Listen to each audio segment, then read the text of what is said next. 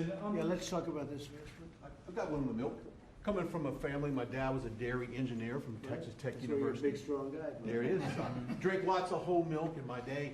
Would you look at this as being a shift from what the industry kind of went woke with the oat milk and the almond It's milk? going the exact, it's Each amazing. going exactly the opposite direction. Let's talk about the impact of dairy farmers on this whole milk. There are a lot of changes being made in the last year, as you know. We're still a little bit less than a year. I think there's probably never been a year like this for a president or for a country. We have tremendous success. We've had success with everything we've done. And the economy now is coming back. And here's an example of farmers. They're going to be working harder to produce because it's not going to be watered down by something.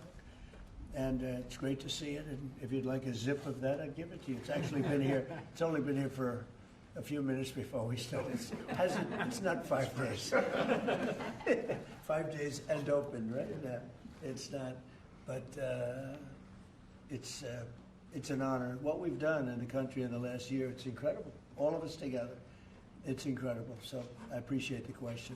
Mr. President, on Iran, you said that the killing has stopped. Who told you that the killings have stopped there? And if it's the Iranian regime? We have been informed by very important sources on the other side, and they've said the killing has stopped and the executions won't take place. There was supposed to be a lot of executions today, and that the executions won't take place.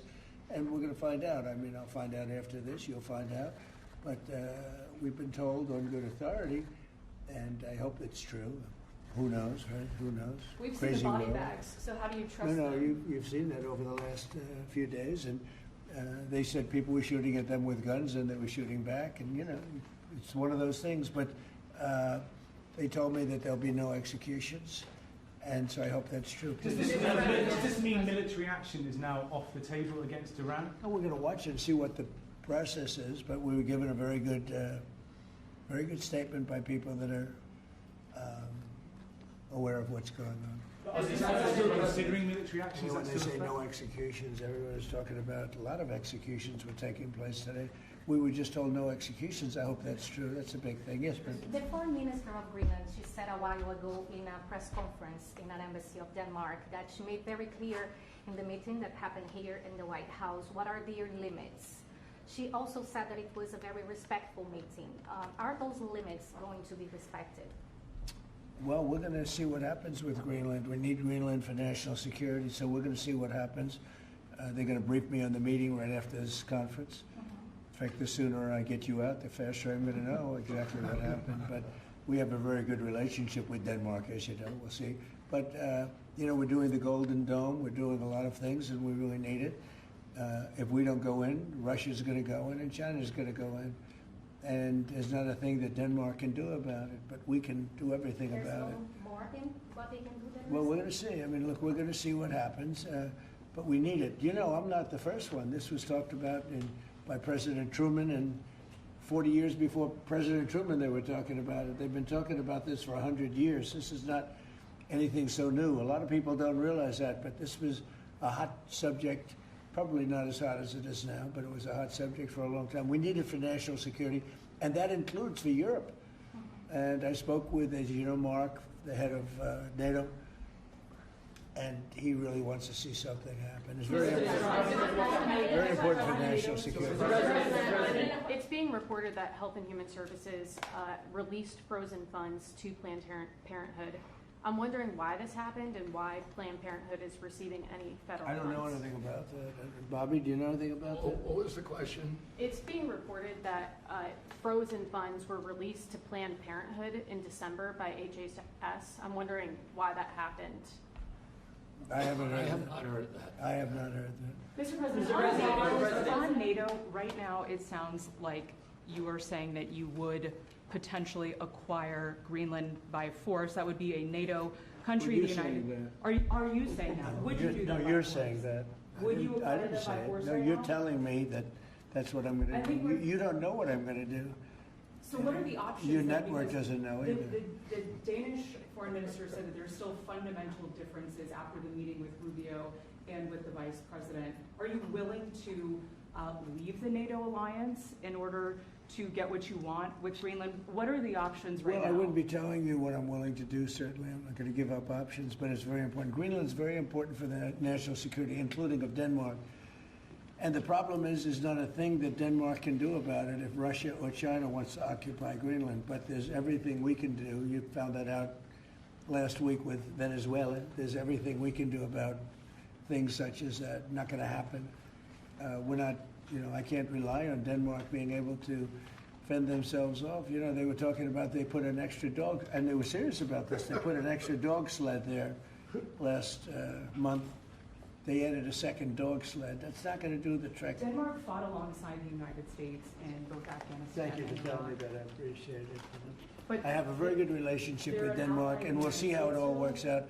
I think something will work out. Yeah. Venezuela, Cabello, the de facto number 2 in Venezuela right now, he seemed pretty reluctant to work with the U.S. And obviously he's With us, in they just gave us 50 million Cabello, barrels of oil. the number 2, the Venezuela security Well, I don't chief. know. I know the number 1. We just had a great conversation today, and she's a terrific person. I mean, she's somebody that we've worked with very well. Marco Rubio is dealing with her. I dealt with her this morning. We had a call, a long call. We discussed a lot of things, and I think we're getting along very well with Venezuela. Yeah. You created a new Assistant Attorney General position dedicated to rooting out fraud. Yeah, he's fantastic. The person is fantastic. Who is it? It's a he. When are you I gonna will announce tell you maybe within minutes. I mean, I don't know if it's appropriate to say yet because we're going through a process, but we have chosen a person who's very tough, very smart, very fair. You gave a speech yesterday in Michigan about how you've recalibrated the American economy to work for workers, U.S. auto factories. We've seen core inflation's completely tamed. You lowered the trade deficit to the lowest amount since 2009. American exports are growing, but we're also waiting on the Supreme Court case with the tariffs. Given the success that you've had in the first 12 months, what is at stake in this case, It's sir? a little bit like whole milk. I can't believe we even have a case. This was a case started by very China-centric people and also anti-American people, frankly, people that don't want us to do well. Tariffs have helped us stop 8 wars. They've helped us get the best trade numbers we've ever had. They've helped us get $18 trillion brought into the country. And maybe above all else, they've given us tremendous national security. Just the threat of tariffs. You saw that just yesterday when I put tariffs on a certain country. We won't talk about that country, but you know who it is, based on the fact that if you do business with that country, it's going to make them, it's going to bring them to the table a lot faster. So we have made hundreds of billions of dollars with tariffs. We have very little inflation. Think of it. Inflation's gone down and productivity, everything has gone up. We've never taken in money like we have. We've never had anywhere near $18 trillion invested in our country, neither has any other country. It's the biggest number by maybe 5 times. 5 times, not 5%, 5 times. Nobody's ever seen numbers like this. We have plants going up. You mentioned I was in Michigan yesterday. I was at the Ford plant where they make the Ford 150. It's one of the original plants. It was from before World War I. It's a giant plant. That plant was probably going to be closed. And 2 years ago, they were doing very poorly. And now they just announced yesterday that they're going to go 24 hours around the clock. 3 shifts, which they rarely do. That's Ford, and Ford's having the best numbers they've ever had. General Motors having the best numbers they've ever had. Stellantis, which hasn't been here, is now investing billions, tens of billions of dollars on building in the country. We're building auto plants all over the country. We're building AI all over the country. We're leading China by a lot, and a lot of it has to do with tariffs. That would be a very disappointing decision, and especially since the people that are fighting me are people that want China to do well. And we're doing great against China. We're doing great against everybody. We're the hottest country anywhere in the world. As I say often, we're right now the hottest country anywhere in the world, and a year and a half ago we were a dead country. Thank you very much, everybody.